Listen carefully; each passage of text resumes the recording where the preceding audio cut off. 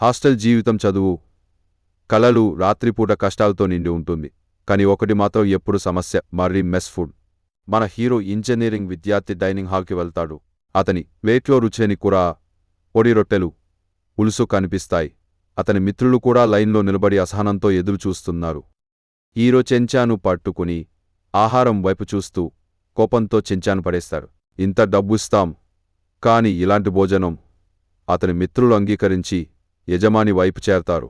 మాకు మంచి భోజనం కావాలి, మంచి మరియు నాణ్యత గల వారు హాస్టల్ యజమానికి హెచ్చరికిస్తారు. విద్యార్థులు ఎక్కడ తిరుగుబాటు చేస్తారోనని హాస్టల్ యజమాని భయపడుతున్నాడు. మరుసటి రోజు ఉదయం కిచెన్లో వంటవారు రుచికరమైన వాసనలతో నిండిన భోజనం తయారు చేస్తున్నారు. కొత్త కూరలు, వేడి రొట్టెలు, రంగురంగుల వంటకాలు. విద్యార్థులు డైనింగ్ హాల్లోకి వస్తారు. ముఖాలు ఆనందంతో ప్రకాశిస్తాయి. నవ్వుతూ రుచిగా తింటారు. యజమాని తల వంచి నవ్వుతాడు. సరైన సేవ అందరికీ లాభం.